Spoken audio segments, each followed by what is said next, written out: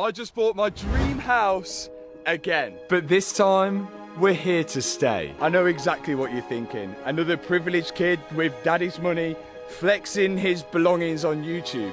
But as most of you might know, it's been far from that. My journey over the past 4 years has been nothing short from a Disney fairy tale, doing anything to follow my dreams. And I know most of you might already know, but let's just quickly brush over how it all started.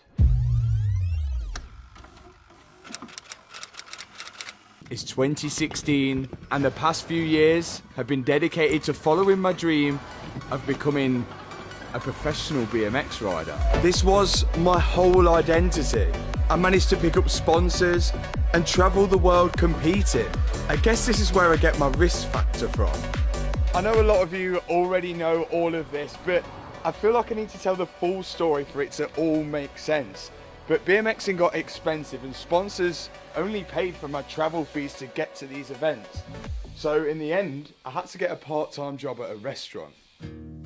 I worked here at Spice 45, an Indian restaurant, working behind the bars and doing some of the delivery driving. I ended up working there 7 days a week, in the evenings 6 till 10 PM. That gave me just enough money to ride my bike in the daytimes and travel around to these competitions. That'll probably start this video off. At the same time, I was picking up different skills like learning how to edit videos, because I had to film videos of me riding my bike and able to get accepted into the competitions. And of course, I've always had a love for cars. It's 2003, it's a manual. Doing little jobs on the side in the restaurant car park for myself and my friends. Self-teaching myself as I always did. Wobble it and it just drops down, as easy as that. Now I knew this wasn't sustainable forever, so with my self-taught knowledge for cars and my self-taught knowledge for social media and editing, I got a job at Graham Goods in the daytime. Welcome back to a new video. Ford Ranger tailgate is known for being heavy and slamming down just like this. So now I was working there 9 till 5, Monday to Friday. And as soon as I finish, I'd go to the restaurant 6 till 10, 7 days a week. And any spare time I had was spent riding my bike or tinkering with cars and filming it all on my YouTube channel. So you're probably thinking, why would I work so much? Well, my plan was to work as much as possible to save up to buy property. If I could buy property to renovate and rent out, then I could make enough passive income to carry on doing what I love, riding my bike and working on the cars. And that's exactly what I did.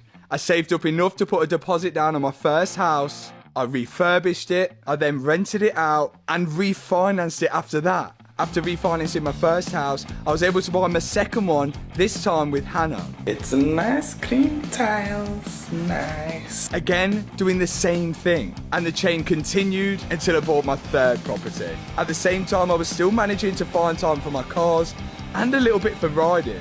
But then, something happened.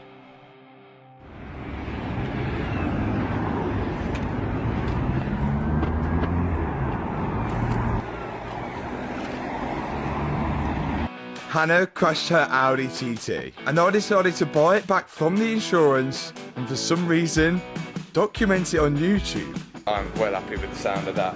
I guess this is where my salvage car journey began. It is nearly there. More and more people began to enjoy the content, and I really enjoyed fixing these cars. So much so, when I finished the Audi TT, I went and bought an Audi S5, which needed a lot of work. The UK's cheapest Audi S5. I then figured out you could actually get paid from YouTube, and I was getting enough that I managed to leave the restaurant I was working at. And I'd saved up just enough to go for the next house.